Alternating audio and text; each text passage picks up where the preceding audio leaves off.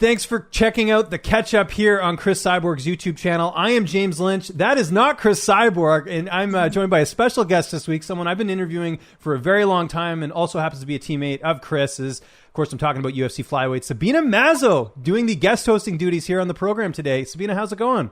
It's been good. I'm actually honored to be in the program. I'm one of the fans that usually it's watching you guys, talking and everything, and I have the pleasure to be here, and excited. I think we're all excited about Chris's fight.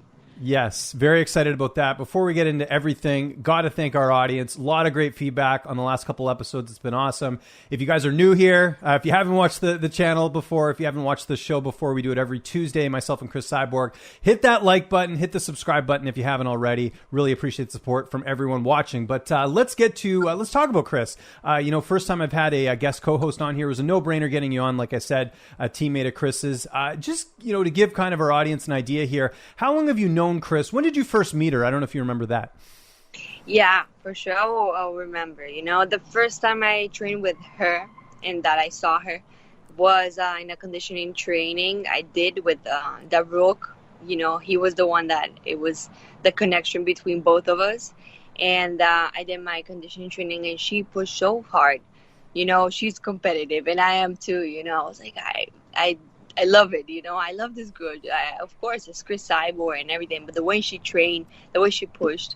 So for me, it was amazing training. And that was an opportunity that I had in the moment, around 4 years ago, around that time. But I always had in my mind, I want to train with her, but more striking, more fighting stuff, And, the opportunity happened to be this year, and now we train together this year. We've been, kind of spending the mats together and sharing some knowledge, and that's been, amazing. It's been really cool to see both of you get to train together. And obviously Cris, just one of the nicest people out there and a wealth of knowledge just with her experience, not only, in Bellator now, but, with the UFC before that, with Strikeforce, with Invicta. She's been everywhere. I mean, you can't get a better teacher in terms of martial arts than what Cris brings to the table here. What would you say is the biggest takeaway you've had from working with her? You mentioned the intensity of what Cris has in her training. That's something we're sort of, known about her. But what for you really stood out getting to train with her over these years? Well, I think she's a smart person to train with, because her experience, she's been in the sport so many years that she knows how to train. She knows when to push. She knows what is a serious training. She knows when to be a little bit more loose, more relaxed. So the kind of the sense of how to train, she knows it very good. And when she does, it's amazing even to just watch her train because she does an amazing job, So I feel like all this month I've been, evolving a lot, helping her in the sparring. It's amazing. She always brings, new stuff. So, one of the biggest things for sure is the way she trains, the capacity that she has to evolve in each one of the trainings. And I think another thing with Cris too, at least over the last couple of fights, maybe over the last couple of years, that she's mentioned to me is that she's really taking the recovery part, a lot more seriously because she does train so hard and you don't want to overtrain. Is there any sort of tips or tricks that you picked up? I know she does the cryo stuff. She does the, massage, as well. Is there anything that she's done that you maybe have added to your arsenal? Oh yeah. Well, for my last fight, I kind of tried some stuff that she was doing, like the bed that she does with the red light. I did that one. Of course, the compression legs. There's many stuff that she does, but I feel like, there's many things that each one we have to adjust and do it daily. If you just do it once in a while, that's not going to make a huge difference, But definitely cryo, one of the things I've seen her use a lot. And to be honest with you, and we always joke around, me and my friends, that the best thing you can do is water. If something is hurting, drink water, and that's true, every fighter should be drinking and not only fighter, but person, should be drinking always water. That's the best solution to our problems, for It recovery. is. We don't drink enough water. A lot of us, even just regular people, and then fighters. It's even more intensified because of how much you guys train, and especially being in California. The weather's really hot, so you got to stay hydrated. That's very important. But you've had a chance to work with Cris. I know you had your fight recently against Justine Kish. We'll get into that a bit later, by the way. But I did want to talk about Cris for this camp specifically against Arlene Blencowe. How's she looking in there? Because I know this is a big fight for her. First title defense in Bellator, so a lot on the line here for this fight. Yeah, no, she's amazing. She's sharp, she's fast. Her movements, her everything, her footwork, it's amazing since the beginning. You see how she evolved until the end, So I feel like she's just on point, for all this, all these weeks and everything. She's been working in absolutely everything, what I've been training, the striking part, we done wrestling as well. She's just strong, I feel like she's strong. She can dominate in absolutely every single part of the fight. I see this fight that there's no chance, even just by boxing only. I don't think there's a chance, this other girl can beat any style for Cris, So, I feel very, very sharp. That's like the word that I could say about Chris's game right now. Very well said. I wouldn't expect anything less from you. We've been doing interviews for a while, always keeping an eye on things, which is good. And for those who are wondering, by the way, what a flyweight fighter in your case is training with a featherweight. You're a pretty big flyweight for the division. I've met you in person. You're very big for the weight class, and you can make the 125 limit. So, I've seen Cris in person as well. The size discrepancy, it's not that much, is it? I mean, obviously Cris is very strong, but would you say that, I think, height wise, you guys are pretty similar? Yeah, no, we're one of this is we're kind of who do you think is taller, and that to be honest, we're even. Yeah. We're the same size, but yeah. For sure she's much stronger than I am. But like you said, I'm just a 125er that it's kind of big, mm-hmm. And but yeah, I kind of take control and I take advantage, not control, but I take advantage of that ability a little bit. And use it for against the other 125ers. Yes, we certainly saw that in your last fight. Just one more thing on Cris. Who else is she getting to work with in the camp? Obviously you're there, at Kings MMA. Who are some of the other training partners you've seen her work with? Yeah, well, from Kings MMA, I think absolutely everyone is helping. And there's a lot of our teammates, Benny, it's helping a lot. Master has been helping a lot. It's always even holding mids or doing something with her. We just follow directions where there. Arthur Strachulas, he's also been helping a lot in her camp as well. And, I know she's doing jiu-jitsu. I don't do jiu-jitsu with her, with Cobrinha. And, over there they have absolutely amazing jiu-jitsu. And I know that's that's very, that's a key. That's very important in MMA to have a good jiu-jitsu, team and support and training. And wrestling, I know the guy that she's training with. He's a young kid. I think I don't remember his name. I think he's younger than me. I think 18 years old, but he's a legend. He's amazing. He's amazing. I don't know if Cris has talked about how the training with him and everything, but he's just amazing wrestler, pure wrestling.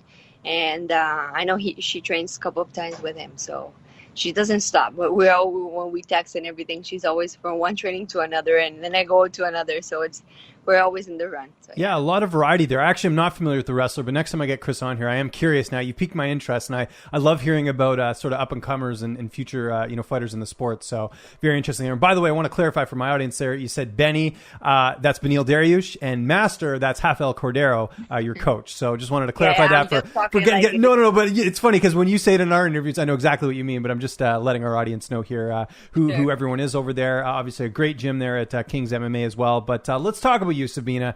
What a performance that was in your last fight against a really savvy veteran in Justine Kish, someone who's very tough to finish, and you went out there and finished her. You must have been so happy with that performance, especially getting a finish, which is always nice on the resume. Yeah, I'm happy with my job. I am happy with the submission. Like you said, it's one of the first ones, the first one of my career. But I as a fighter and the person that I am, I always want to be better. I always want to be that finish in the first round and then not in the third one.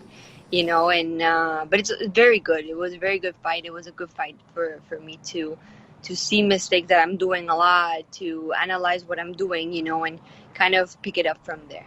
I feel like one of the biggest things that fights bring you is all the mistakes that you're doing, and you can correct them, because in training, yes, they can tell you and stuff, but in fight, everything is a little bit more real. Everything is a little bit more natural. You go there and you just put your game on. So definitely gives me a lot of things to work on and to put my eyes on.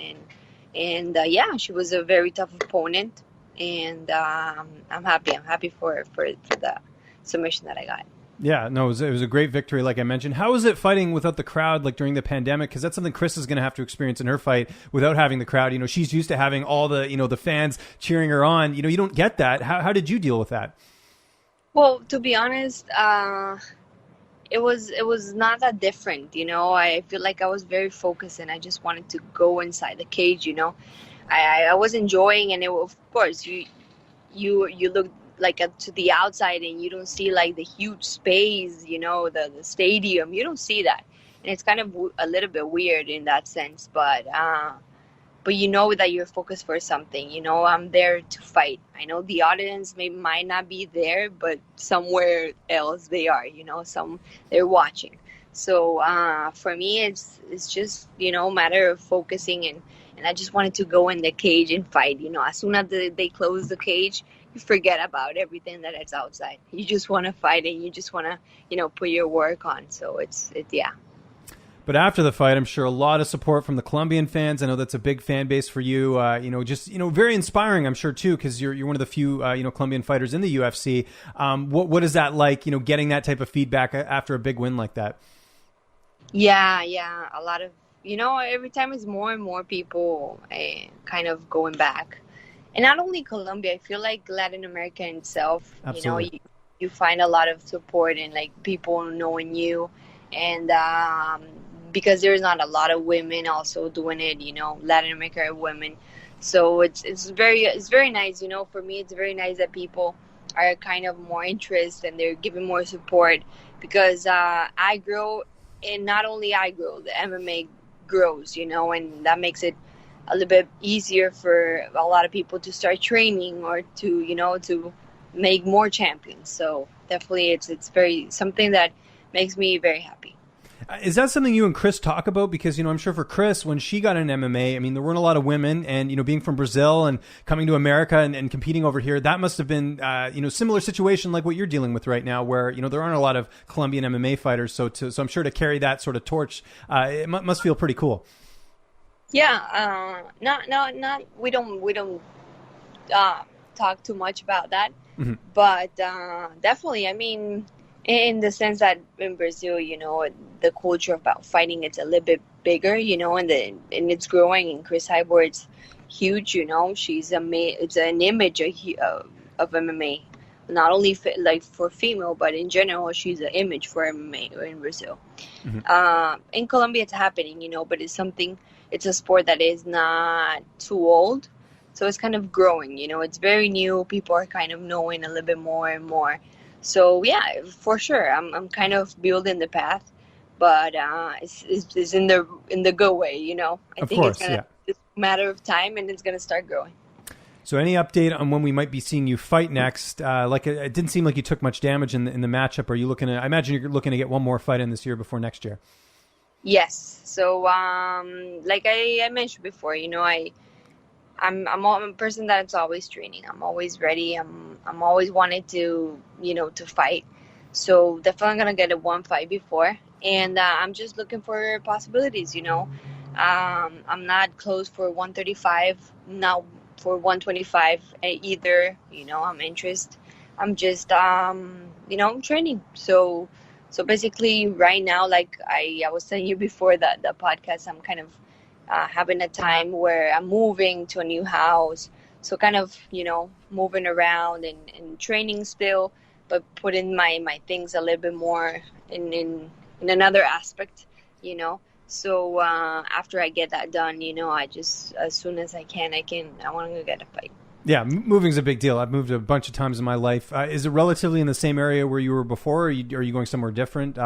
Where exactly are you going to be headed? Yeah, it's kind of close. It's kind of close from Kings MMA, so. Oh, great. I still have, I'm going to drive a little bit more, but, it's 100% worth it. Yes, absolutely. Well, that's very exciting. Moving is exciting. Now, we're at the end of September. I assume you get to move in for October, or is it even later than that? No. To be honest, this week I think I'll be moving. So, excellent. Yeah. Congratulations. It's always fun moving around. So that's kind of cool. How is the vibe at Kings MMA right now? You reference, Beneil Dariush, huge win. I don't even think we've talked since then when you got that big win over Scott Holtzman. Your win, Marvin Vettori hopefully is going to get booked here soon. What's the vibe like at the gym? Because there's a lot going on along with Chris as well, getting ready for her fight. Yeah, it's a lot of energy right now, a lot of fights and another one and another one. So it's amazing, it's just, I think we are all wanting to fight.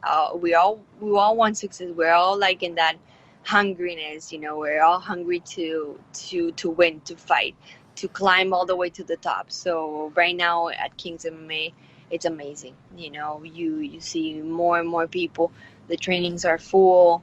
Everyone is in the mat. So yeah, for now, I things are amazing.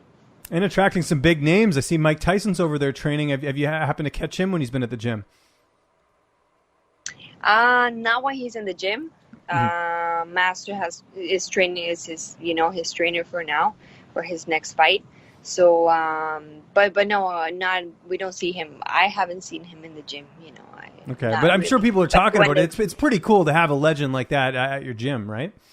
For sure, no, and Master's always, sharing knowledge with him, and he brings us, all that knowledge as well. Some little details about a technique in boxing. So it's it's a win-win. We're all winning in this. And last thing I got to ask you before we get out of here, downtime. I know you like reading. I know you like going for runs and stuff like that. I know you're moving right now, so that's probably not the focus. But what is downtime looking like right now in terms of what you're up to outside of training? Actually, running has been one of the things. Yeah. Running, it's been because I always have something, or a pain sometimes, or usually I play cards, But right now, it's kind of running is one of the things that gets me out of the zone. So yeah. I imagine you run in the morning when it's a little bit cooler, because it could get pretty hot, I would think, during the day when you go for a run. Depends, or evenings. Sometimes in the sunset, it's really nice here too. Yes. So just go to the beach and, get the sunset. Excellent. Sabina, you killed it today. Great co-host with me today. Hope everyone enjoyed today's episode. And by all means, keep an eye on Sabina. She's got a really great career ahead of her in the UFC already. I mean, it's been great to see what you've been able to do in the octagon so far. So I'll give you the last word here. Just remind people where they can get a hold of you on social media. If there's anyone you want to thank, I'll give you the floor here. Social media, Sabina Mazo. And thanks to everyone, the fans are the ones who make this possible, Keep watching the channel and all the interviews, and let's see if we have some fights new soon. Absolutely. That's a teaser. That's what we call in this industry. I was going to give you the last word here, but I forgot we got to plug this channel here quickly. Make sure you subscribe. Any feedback, we love hearing from you guys. We do the show every Tuesday. I'm going to have another guest co-host next week. So just, if there's anyone you want us to get here on the program, let me know. Hit me up on Twitter or Instagram at Lynch on Sports. More importantly, I want to thank everyone so much for watching. And of course, Sabina for doing a killer job here today on the catch up. I am James Lynch, and I will see you next week. Hope you guys have a great day.